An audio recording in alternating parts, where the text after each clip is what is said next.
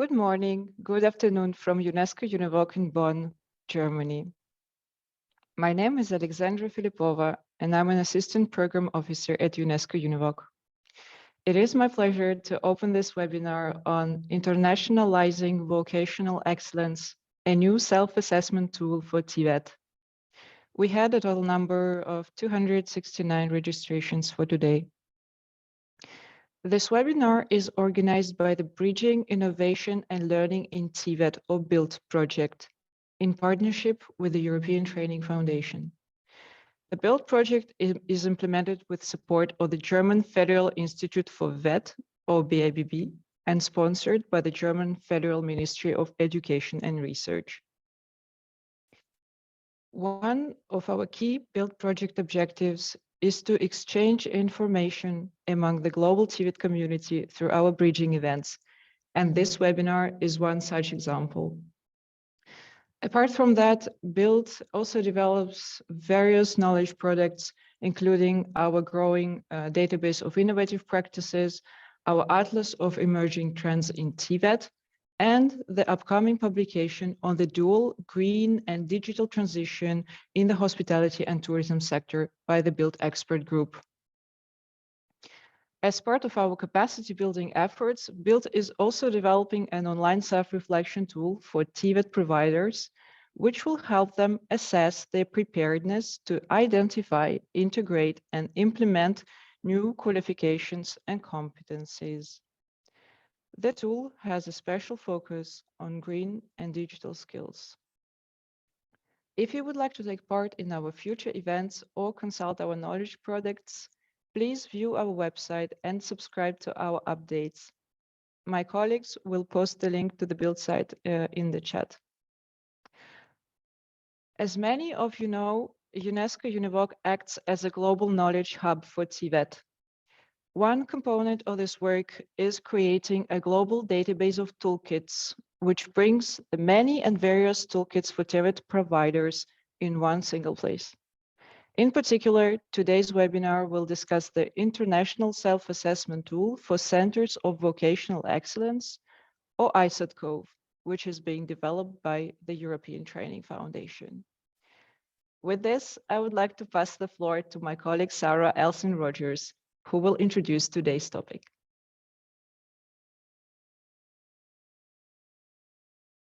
Thank you, Alexandra. Now, I've got to try and walk and chew gum, or at least talk and share my screen. So please bear with me one moment.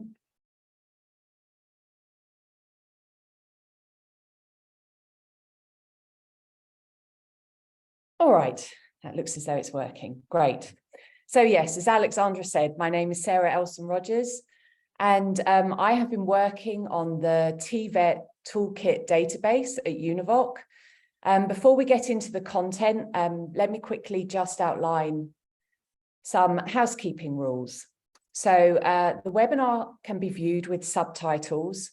To access them, you should be able to see a button on the bottom of the screen, which says CC Live Transcription, which will enable subtitles throughout the webinar. Just as a heads up, all speakers will be speaking in English today, but our accents are very different. So switching on the subtitles can often be helpful. Just also to let you know, the webinar is being recorded and the recording will be made available through a link on UNEVOC's website in the coming days. And last but not least, we hope you have lots of questions to our presenter today. We ask you to post them in the Q&A. Participants will be muted throughout the webinar, so please do post your questions as they arise. We will be keeping an eye on the Q&A and the chat, and we'll make sure your questions are asked. We are expecting to run for about an hour today, and our moderator is Professor Graham Atherton. Graham is the head of the Centre for Inequality and Levelling Up at the University of West London, and he's also been working with me and UNEVOC on the toolkits database. So our main speaker there in the biggest picture is Julian Stanley, who is Senior Expert for Innovative Teaching and Learning at the European Training Foundation, which is based in Turin. The ETF is an agency of the European Commission, which works on supporting VET systems in the EU's neighbour countries and beyond. So before handing over to Graham, as I said, I will say a few words about UNEVOC's TVET Toolkits database, and we'll post the link to the database in the chat for you to explore at your own leisure. It was set up, the database was set up last year, and the essential objective was to bring together the range of materials targeted at supporting TVET stakeholders to improve their provision in one way or another.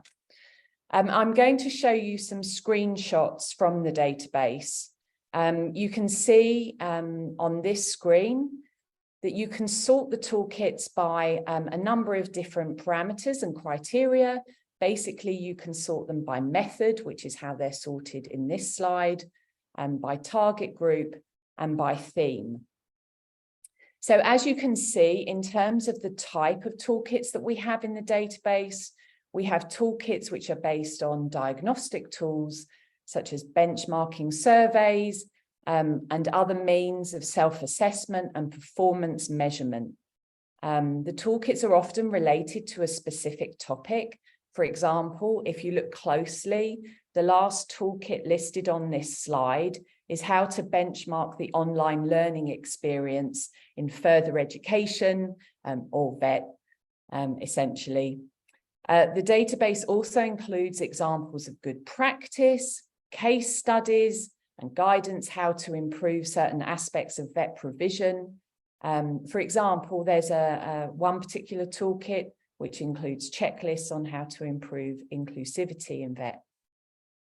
So basically, to sum up, the database includes toolkits using multiple methodological approaches to support improvement of VET provision, either generally or specifically in one theme. We have created a typology of the themes of the toolkits. Again, you can see on this slide how they are, what kind of themes the toolkits cover. This slide specifically shows the selection of toolkits which deal with apprenticeships. But as you can see from the list, there are lots of other themes: digitalization, inclusion, entrepreneurship, employment, how to reform training curriculum and qualifications. You'll see on the bottom of the list the classification of sector, and we do have some toolkits in there which address TVET provision in certain sectors. For example, we have a toolkit for agriculture, tourism, metalworking, and also one for the construction sector.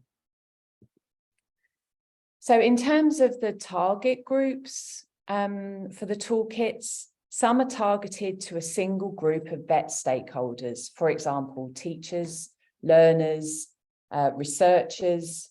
Often they're targeted at multiple stakeholders.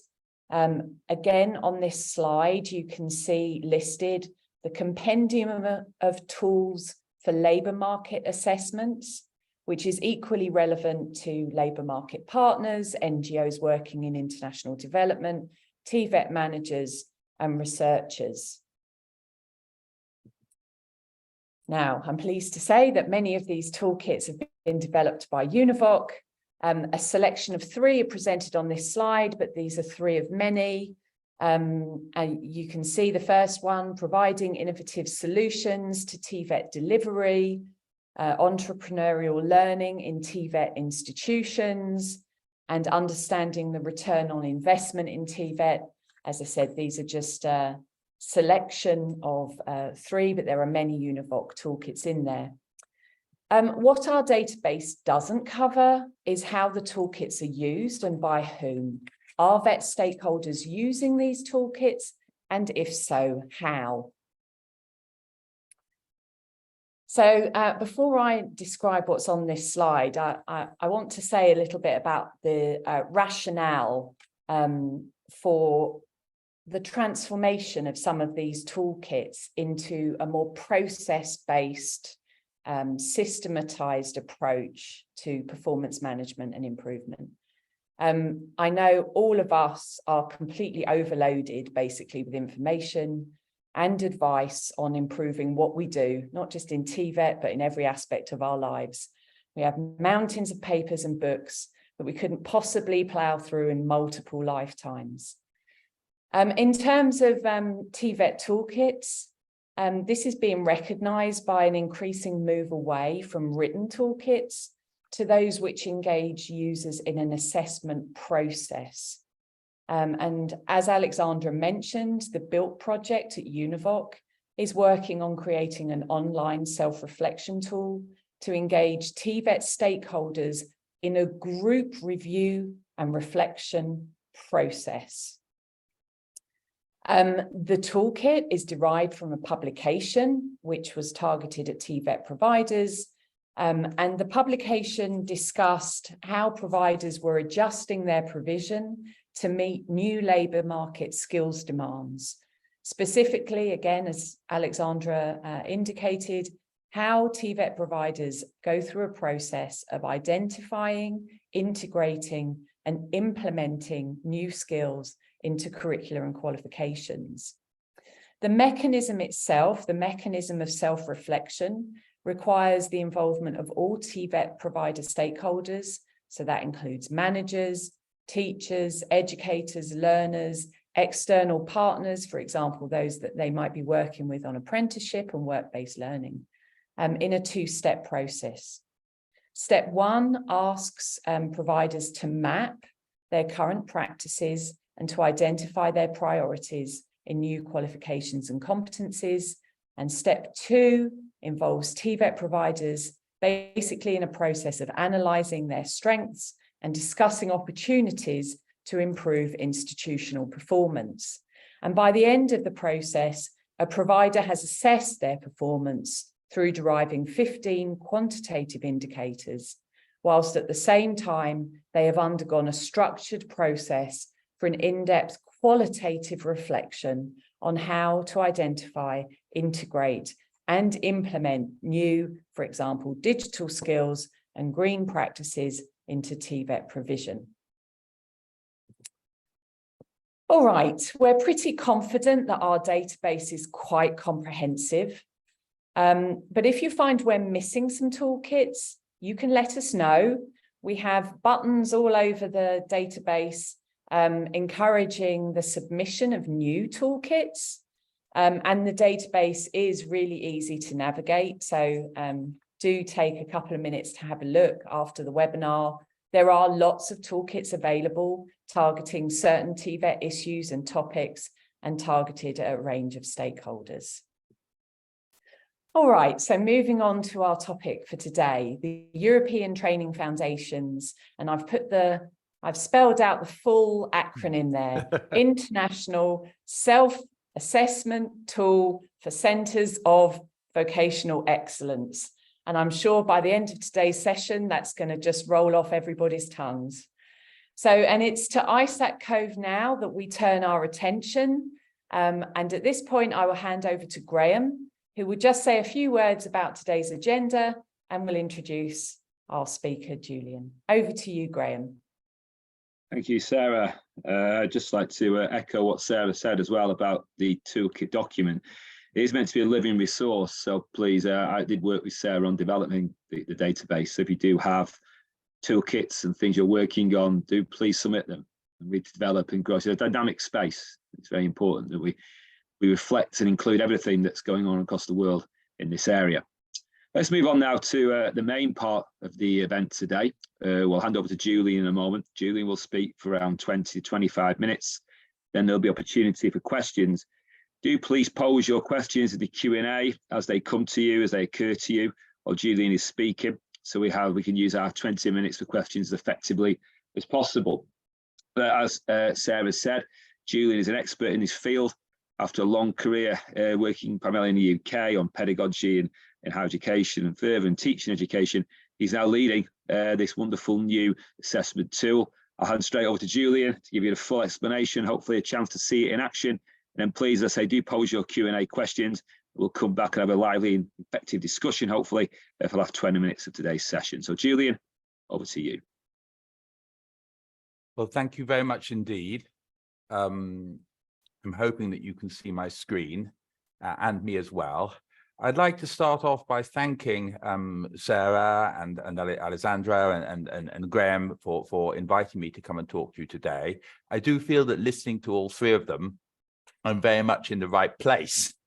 and seeing all the comments coming in from participants from all over the world, I'm very impressed that people are coming in to listen, because I feel that the agenda today is absolutely where we should be. I mean, it's about sharing resources, it's about sharing our processes, it's about learning how to put these different approaches together and kind of making them complementary, so that we can combine the excellences, we combine the experiences and move on together. And that's very much the purpose of ISATCOVE, which is fundamentally to sort of to build upon the excellence of practice in particular centres or in groups of centres, and to make that available in the best possible way for all centres.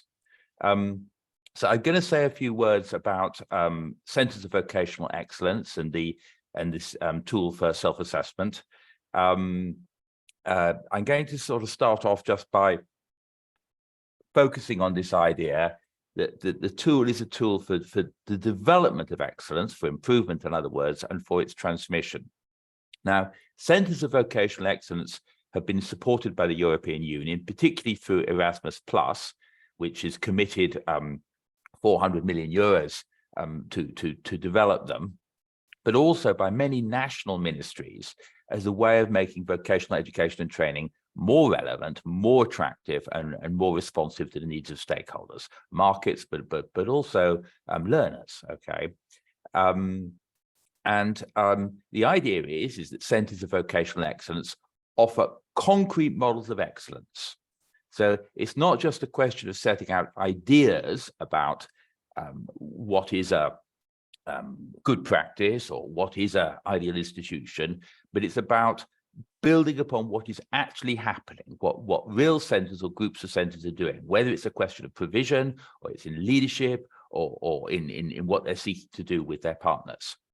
Now, these may be individual centres, or they may be clusters of centres, or there may be something in between. It may be an association of centres who work together for particular projects, but are separate for other ones, or it may be what we call a coordinating centre, which is a centre which is specialised in leading and coordinating other centres around it.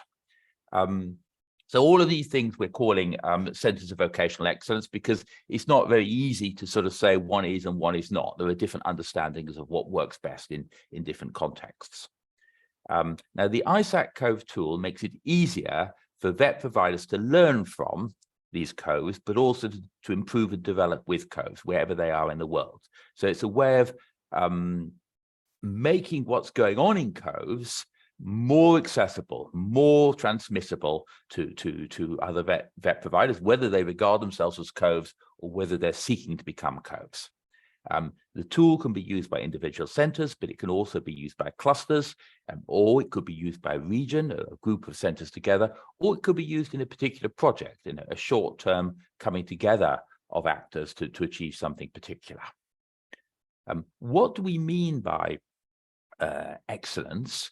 Well, the notion of vocational excellence here is taken very much from the Erasmus+ conception of vocational excellence. I'm going to unpack it a little bit. I mean, it's excellence in terms of the scope of what vocational centres are trying to do, which implies a sort of a wide range and extent of objectives, activities, and functions and partners. So clearly is the conventional ones of working with learners, of working with employers, of providing skills, of making those skills relevant. But I think there's an idea there that it can be larger than that. It's also working with adult learners. It may be working with people developing skills plans in the area. It may be working particularly with innovation centres, or working with small businesses, for example. So there's a notion that the scope of what a VET provider can do can be extended, and an interest in what is going on, where where centres are doing this particularly widely with particular other partners. Then there's the more conventional, I think, notion of excellence in performance. So excellence in performance, I think, is what most of us understand basically as excellence, where we're looking at the quality of the resources, the quality of the processes, and the quality of the results. So clearly, there's an interest in finding out what is that excellence in communicating it and making it accessible for people to learn from. And then lastly, there's something which I think is particularly important if we're talking about centres of vocational excellence, which is the notion of a capacity for excellence. A capacity, by meaning what it is, I mean, is putting in place and developing the systems, the relationships, the culture, the knowledge and the vision, which means that centres and groups of centres can carry on developing, can respond to challenge, can respond to competition, can respond to changes in the world and in their environment, so that they can continue to be excellent, or indeed can become even more excellent as a result of those challenges. So that's the sort of notion of excellence that we're dealing with here. How does the tool work? Well, it starts off with a notion of orientation. It promises to give to users a way of understanding where they are in relation to where they want to be. So it offers a framework which defines what vocational excellence is in terms of its scope and performance and capacity. It provides data on what existing centres are doing currently and what they've done in the past, and particular good practices. And also there is guidance and support and mentoring to help users to interrogate and to access that source of data. This is the way in which centres can learn from other centres. They're encouraged not only to self-assess in the form of a small team, but also to consult with their own beneficiaries, their learners, their employers, but also with all the actors and the stakeholders involved, so that they can understand their own performance and get a common shared understanding of what's important and what is not. So the tool is designed to encourage a collective self-assessment and reflection. The tool also helps centres to build evidence which can be communicated about what they're doing well, what they're not doing so well, because being able to record and communicate evidence, we discovered, is a basis for moving forward, is a basis for winning arguments, is a basis for getting people to line up and to make decisions. That is a way, therefore, of building the motivation to get the energy to work forward for improvements.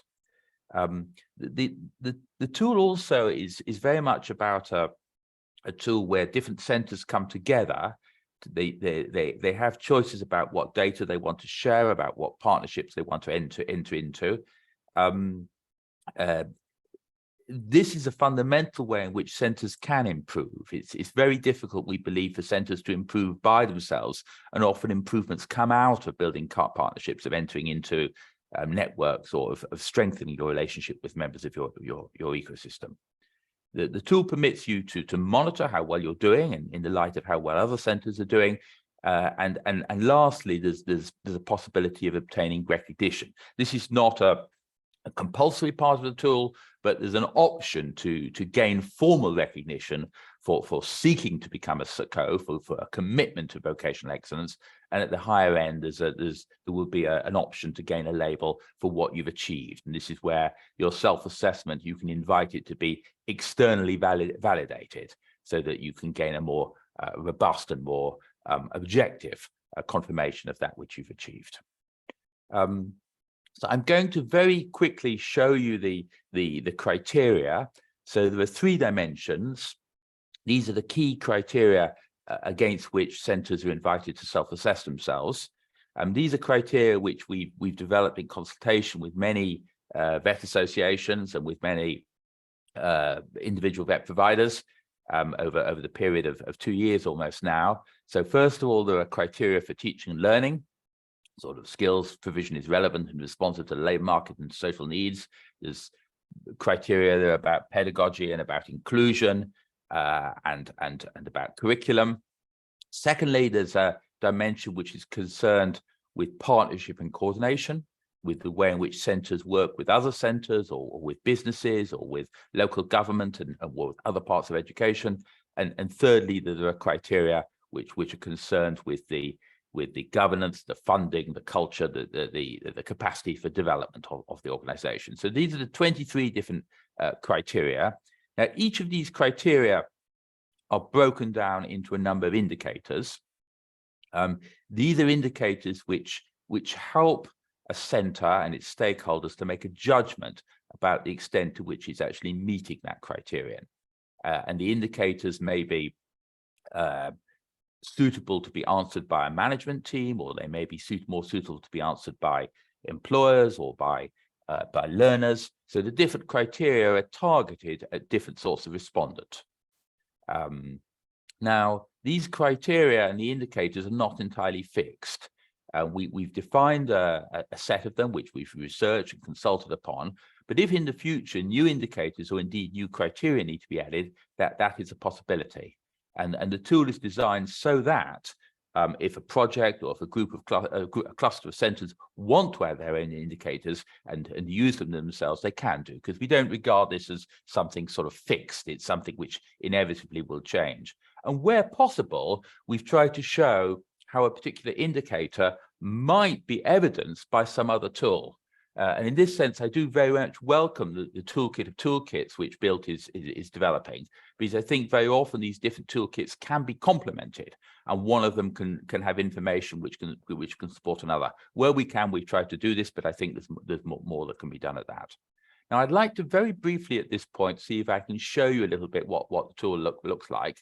So I'm going to, if I can, change screens. And I'm hoping that you will see now, and shout at me, somebody, please, if you can't, the entry page for the tool. I should add that the tool is very much in development, and this is only a sort of working first page. I mean, clearly it needs to be made much more attractive and so forth. But I will just want to show you a couple of functionalities so that you've got a feeling of how the thing works. So if we go into this panel here, which is the self-assessment panel, I can show you the way that you build your own self-assessment. So a school that would use this tool is invited to select the indicators and the criteria that it wishes to use, because we don't take the view that every centre would be ready to assess itself on all 23 criteria and all the corresponding indicators. It's a question of a centre deciding which ones are relevant to it at this point in time, whether it wants a very comprehensive number or whether it's focusing on something particular.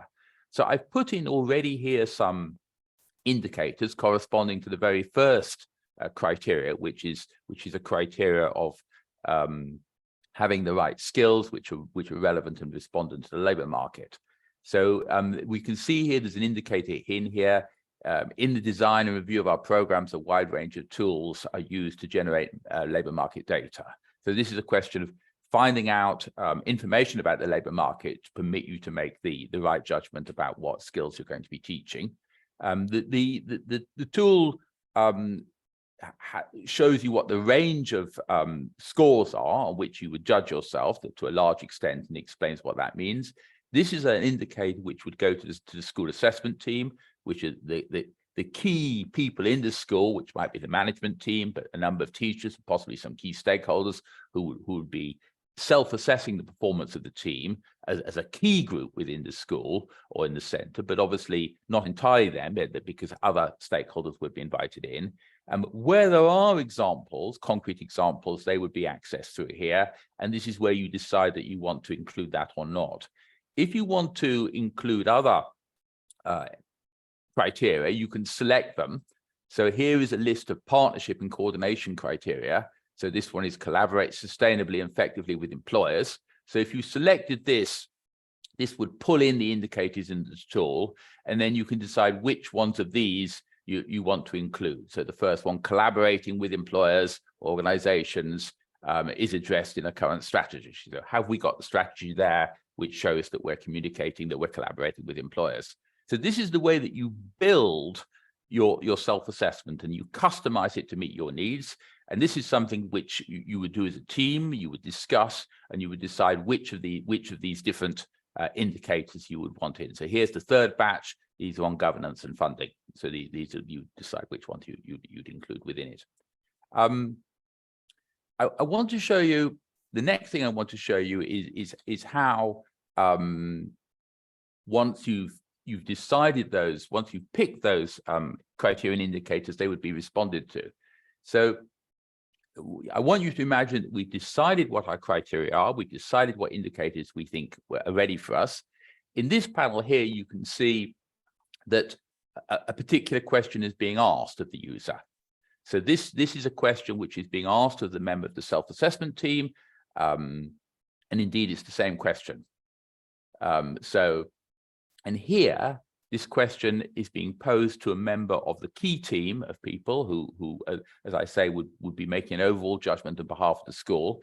It wouldn't be an individual, it would be a group of people, and those people would be expected to take a collective decision about the extent in which a wide range of tools is being used to generate labour market data. It's explained here a little bit more what we mean, and we would make a decision. The 6 of us or 10 of us or 3 of us would sit around the table and make a decision as to whether we thought we were doing this to a large extent or not at all, or whatever. And the way the tool works is that either we can do this collectively or we could do it one after another. It can be done successively or it can be done collectively, and the tool can cope with that. Once all the internal and the external stakeholders have made a decision, the tool then pulls together the data, and you can see what the data is in what's called the dashboard. I'm going to show you an example of the dashboard. So here is a report from what we call the qualitative data. So these are the questions which where people have been asked to what extent has something been achieved, or how well has something been achieved, or over how frequently something is doing. And this data is reported in a chart of this kind here. So here is exactly the same question. In the design and review of our programs, a wide range of tools to generate labour market data is used. So we can see on this particular question, the value is 3 out of a possible 4. So it gives you an idea of how well we believe collectively, we're using labour market data in the review of our programs. It is possible to make a comparison against other schools, and you can either choose a particular group of schools of a certain kind, such as schools with the same sectoral speciality or of the same average size, or indeed you can do it against the average of all schools. So you can look at the performance on qualitative. You can look also to see how your stakeholders judge you. So in this one, we're looking at, for example, how our employers, or how, for example, our learners are judging particular aspects of our performance. And also you can look where there is quantitative data, such as, for example, the percentage of dropouts or of part-time learners, or the number of current learners who are adults. That could also be gathered together. So this dashboard gathers together evidence on our performance, which comes out of our self-assessment, and that then permits us to make a more general judgment about the overall criteria. So you can select how many criteria you want to look at. Here I'm just going to focus on one criteria, and we can now make a judgment about how well we're performing overall on a criteria, about making our skills relevant and responsive to our stakeholders and to the labour market. And we can make a judgment about this collectively, looking at that data. So in this critical respect, the centre is invited to look at the evidence and to reflect upon it and to make a judgment. The tool makes it easier for them to do this, but it doesn't do the job for them. So I think it's an important sense in which it remains a tool to inform reflection, and doesn't sort of automate that. It doesn't try and take that over. I'm going to very quickly now go back to my slides, if I can. How am I doing for time, Graham? I think I've got a little bit more time. A little bit Graham, more, will you- Julian. A little bit more. I think we've got a few little more bit minutes, more, about yeah? 5 minutes or so. Yeah. 5 minutes, good. That's 5 minutes. perfect. Yeah. Thank you. So I'm going to skip through these slides.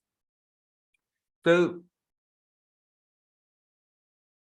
to bring to wind up and to sum up then what I'm saying about the tool, each Centre of Vocational Excellence can decide which criteria are relevant and which evidence indicators it wants to use. And it can also choose the time when it wants to do its self-assessment. It could, if it liked, self-assess on different criteria, on different areas at different times and put them together over a longer period. COVEs will have the opportunity to make comparisons with other COVEs, but they can choose which ones. It's not assumed that it's relevant to compare with everyone. As I say, you can compare by sector or by size or by geographical territory or some other way. Where a COVE is part of a cluster, there's a facility for them to self-assess collaboratively. But we think this is particularly important because we believe that actually you can gain a great deal from self-assessing together with others, that you can get a kind of an insight into how well you're doing if you look with another centre at how well you're doing together. But we recognise that doesn't suit everybody, but it's a facility available for those centres who've got enough trust or who've built up a kind of relationship which permits them to do that together. If centres or clusters wish to, they can create their own evidence indicators designed to assess their own targets. And COVEs will be offered graduated packets of self-assessment from a simple startup package to a more advanced package with lots of customization. We're currently piloting the tool, and I'm pleased that I spotted that Daniele Fano is here today, and he is working with one of the centres who is currently piloting this tool. The tool will be developed in an ongoing fashion through into next year. We've got lots of work to do. It's got to be improved in the light of the pilot. There's still work to be done. Over the next year and through into 25, we want to have a further wave of piloting, supported by mentoring, working in the languages of German, Polish, and Italian. It's currently available in English, French, and Spanish. We plan to translate it into additional 5 European languages. We've got to finalize the recommendations for the labels and the awards I spoke of, and the label itself will be piloted in 24. So that's all I wanted to say this morning. I'm very interested to hear if you've got questions. If you want further information, please contact us on these emails. But you know, perhaps you've got further questions you want to raise immediately now. Thank you very much. Graham, back to you. Thank you, Julian. Excellent presentation. It's great we managed to see the tool in action, didn't we, a little bit as well. I think it gave the audience a feel for what the tool is and what it can achieve. So we do have a few questions in the Q&A, and please, once we start this discussion, we've got a little time, so please do post more questions or comments if you do have them. I think the first is a little set of questions we got, which I think you really took care of near the end, Julian. But just to come back to, there's a lot of interest, I think, in ISATCOVE from the audience. Just really about the rollout. You mentioned at the end there you're piloting. So when do you see the tool being available for people? Have you got a feeling when that might be? Late next year, early next year? What's the thinking there, Jim? Well, I have to say we're recruiting. We are now recruiting for the next pilot. So if your appetite is a little bit whetted, or, you know, if you'd like to find out more, I should say, because I think it's a bit, you know, I mean, I wouldn't expect anyone to jump in on the basis of what I've said today, but we want, you know, we want centres to try us out and to help us develop it with us.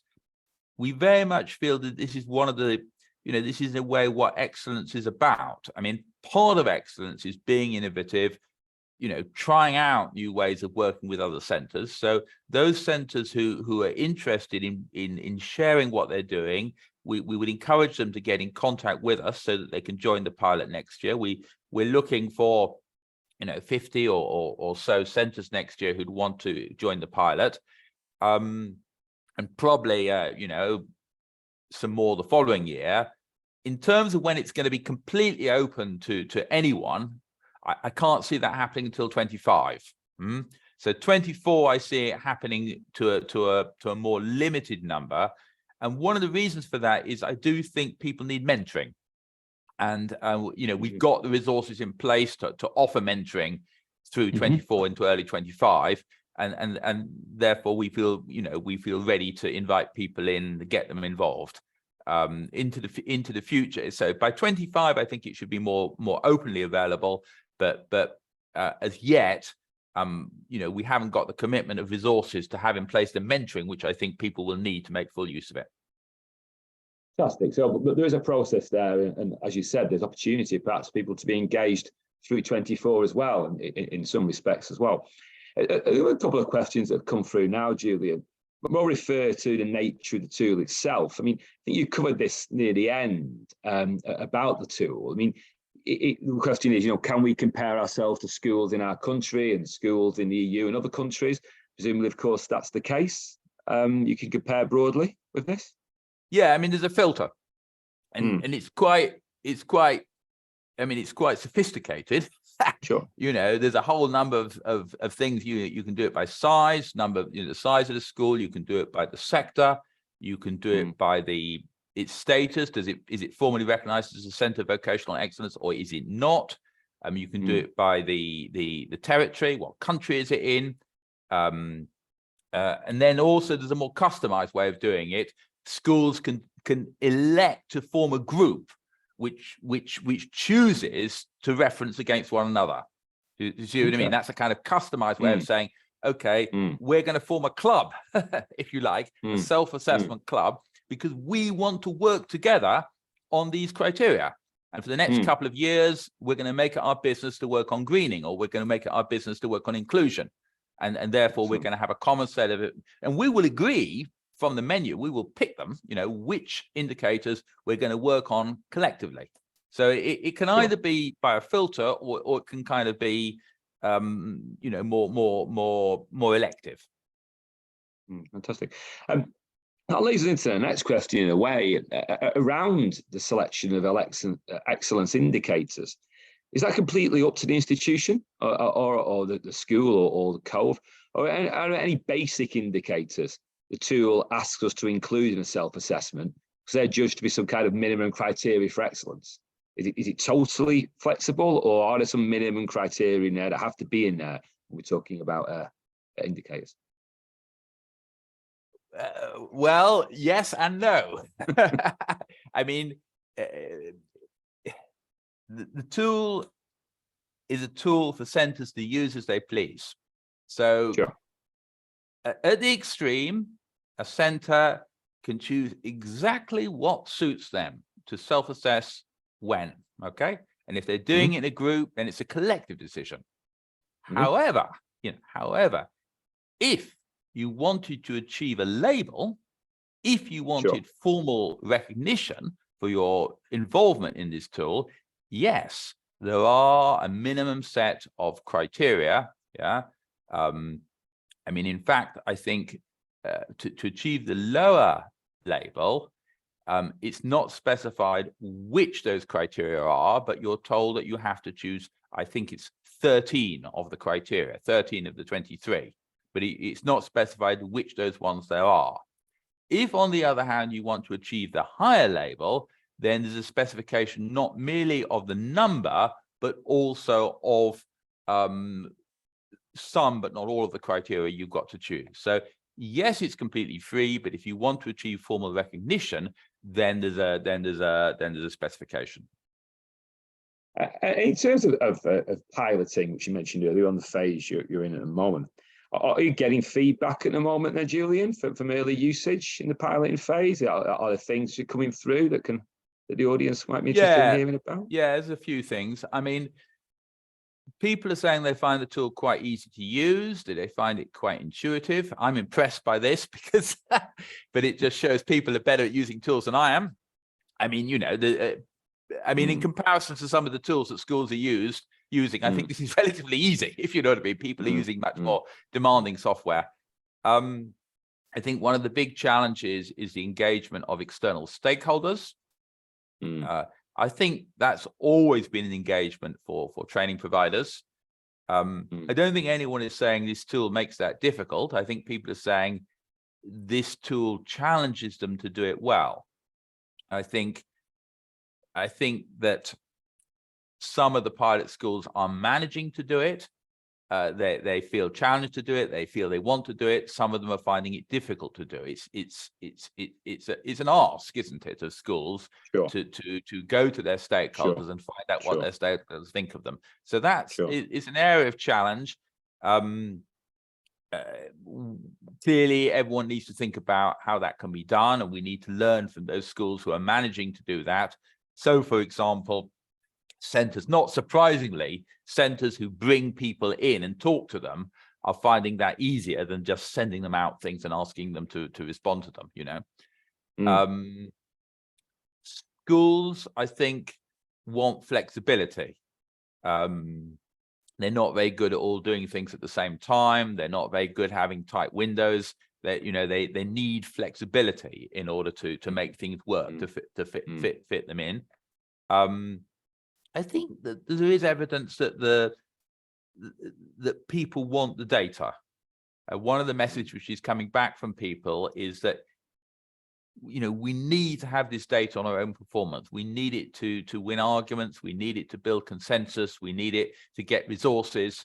So there's an interest in having the data in a way that can be used, it can be you know, put into documents, can be used in meetings and things, and can be powerful for centres seeking to improve and develop. In terms of, obviously it's different, it's been used very flexibly, but you said it's quite intuitive to use, but was there any issues with capacity, or, I mean, I guess skills capacity or time? Was there a time issue there? You're getting a feeling for how long people are spending on this, or how much time people are spending developing the information, or is it too early to say? It's a bit early to say. I mean, I think people need sort of 4 or 5 weeks to do it. People are finding stakeholders are taking longer to respond than they hoped they would.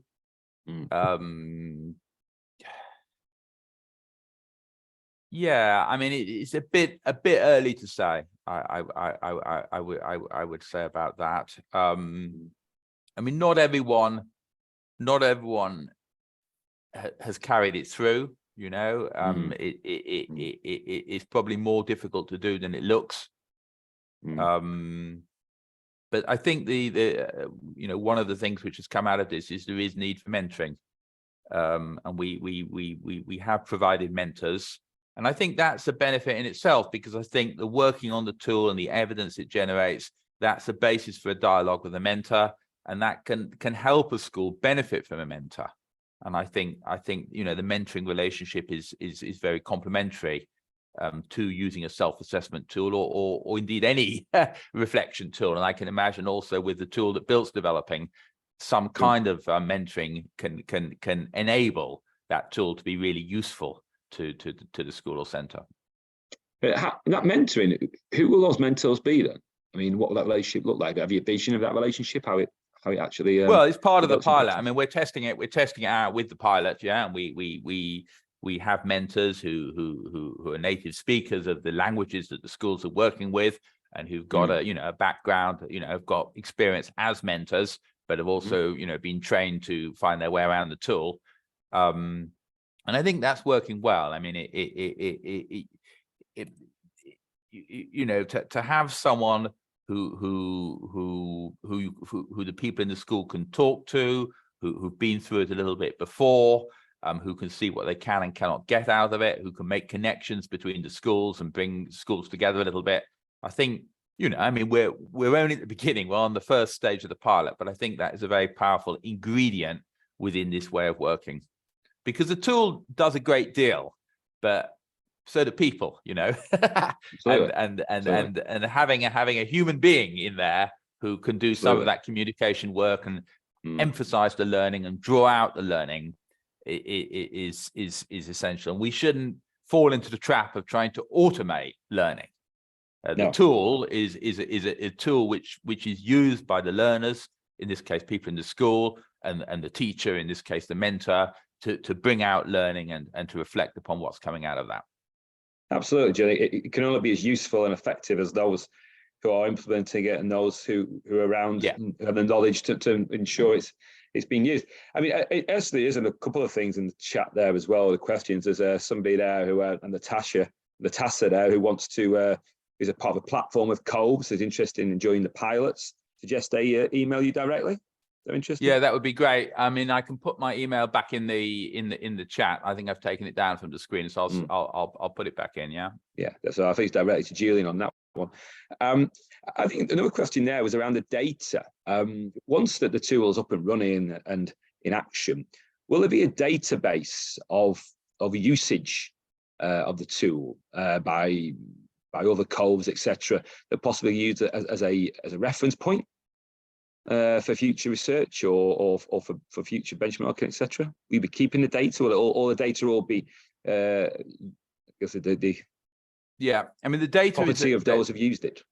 Yeah, I mean, the data is anonymized in the sense that people can't see individually what the performance and the self-assessment of other schools, but it is available for making comparisons to, for making anonymous comparisons to. So it will be possible for schools to see, how well different types of schools are doing. So in that sense, the data is available for them there. In addition to that, schools are encouraged to enter good practice examples, which unpack exemplify what good performance looks like. So although there are kind of indicators, we don't think that they're always helpful. And sometimes you need a concrete example of what it means to be good at inclusion, or what it means to be working with a small business. So, and those good practice examples will be clearly linked to the practitioner, to the center who is using them. So in that sense, both the practices will be visible, and there will be a bank of them built up, and they will be referenced, and they can also be other resources. They can be existing published resources. They don't need to be newly created. In addition, the data which goes into the system can be analyzed. So we plan, and this will be already an output next year, to produce reports which show, where the strengths and weaknesses of centers are, what they're seeking to do, where their planned areas of planned development are, at the level of a criteria, but also drilling down within that to particular indicators, particular themes within a criteria. So insofar as the tool is used, it should create internationally a good picture of both the state of play and the direction of travel of centers who are joining together in this collective enterprise of self-reflection. Now, the reports will be published, but obviously the positions of the individual centers will not be revealed. That will be anonymized. Of course. I think that sounds extremely. It should be a tool for policymakers too, to see what's going on. Sure. I think that sounds extremely important, extremely useful, actually, Julian, to have that, because we've undertaken some ongoing research to develop the digital transformation hub with UNEVOC, and we always do need that greater information and data about what centres are doing, how effective they are, how it looks internationally. So I think that's really, really useful, really important. I mean, just come back on that. I mean, one of the things which we think is going to help is that we've constructed a framework which is quite comprehensive, and which is built upon the actual practice of centres, and which can be modified by centres too as time goes on. And we think that this creates the kind of language, and quite a detailed language actually, which permits us to talk about what's going well and what's not going so well. I mean, without that common international, without that language which describes internationally all the things going on, it's a bit difficult to say what's going on, because everyone's describing things in somewhat different ways. So we're hoping that collectively we've created this sort of framework which permits people to understand, everyone to understand in more or less the same terms, though it will change over time, what we're all doing and where we all feel we need to do a bit more or a bit less or whatever. Excellent. And I mean, I've approached in the end now, Julian, but One final question, I think there was on, and we've covered this, I guess, on data gathered from students. That there will be data gathered from students in the database in the tool. Yeah, exactly. So I mean, students are you know, they're invited to register. They give their consent, but their particular data is concealed. Exactly, of course, anonymous as well. And in terms of participating in the tool when it's up and running, there won't be an application process required. Will there be an application process? Or yeah, there will. There will. I mean, schools who want to. I mean, at the minute, because it's a pilot, it's a bit limited. Sure. Currently, the situation is that schools who want to participate will tell us they want to participate, and we will register them, and then they'll be able to participate. And that's being controlled because we're in a pilot. In the future, I think it will be a very, very simple form, a little bit like there is with Selfie. You will simply submit an interest to register, and then you will be registered more or less automatically. Thank you, Julian. I think we're approaching the end of our time now, but I would. There's one. I guess a couple of questions actually did come up in the chat Q&A I'd like to cover. One question from a colleague asking whether it be translated into Arabic or not. So he plans to translate. It should be translated, but I can't. I haven't. It's not in the plan at the minute, so there is no plan currently to translate it into Arabic, but I would very much hope it would be translated into Arabic. Good. And my own organization, European Training Foundation, is an organization that works with the partners of Europe, countries outside of Europe, and Arabic would naturally be a language we would want to see it translated into. I think there's also further interest here around testing, and that being undertaken not just in EU countries, but outside of the EU as well. Presumably that's an ambition to do testing if possible outside of the EU. We're already testing it in Tunisia. Wonderful. But we would be ambitious to translate it into further countries outside of Europe, and that's definitely the ambition. Again, I think I got a point earlier on, I think we made a few moments ago, Julian, that if people do want to link with you regarding piloting and testing, then please do so. I mean, please get in touch with Julian, and I'm sure that this is part of the aim today, is to generate more interest and awareness for the piloting, and then of course the implementation phase. One other little question over here, we've got 2 more minutes, I think, is we talked about, that's actually referring to another set of tools there. And I would recommend also those of you who are involved today, just to go into the chat as well. There are some good points in the chat as well about other tools and other approaches to tools and testing there. So I think we're going to finish at the end there now, Julian. Any final comments, Julian, on reflection after that you'd like to make on the questions or comments? Any final thoughts you'd like to finish us with? No, I mean, only that, you know, in the rollout, to some extent, the languages we choose to translate into will reflect where we've got interest in the pilot. So do signal that you have an interest, because you know, those are if you have, that's where we will look to translate into. But it's just been great for me today to be able to share this with you. We're just beginning to get feedback from users. And that is really, really useful for us, and you know, making this thing. I mean, we've got positive feedback so far, but we have got quite a lot to learn, I think. So I'm very interested in getting feedback from people and getting more people involved in the pilot. Thank you. No, it does seem an excellent timing as well for you to make this presentation as well, Julian, at the phase of development you are with the tool. As you say, you've got something really strong there, but you're really keen to pilot, develop, get feedback, and get ownership, I guess, and engagement across the world. And we do have over 100 people who've come into the call today. And as Alexandra mentioned, over 250 people are registered. It's available as a recording as well. And again, those who look at recording will also be able to see the contacts, and I guess do reach out to you, Julian, and to ETF about how we can make this tool and this piloting phase as effective as possible, and ensure that we do come to the full rollout. It really achieves its huge potential.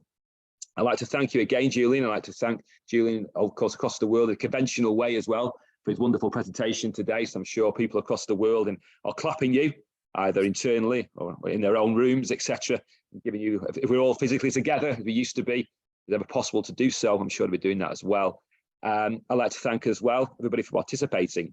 Truly global international audience today. I know that Many of you are doing this in the early morning and the evenings as well. So thank you for coming on board.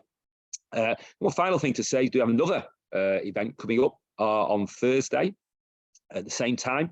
Another part of the Digital Transformation Hub seminars, where we're looking at a very large piece of research led by CEDIFOP from Europe, looking at digital trading skills for teachers as well.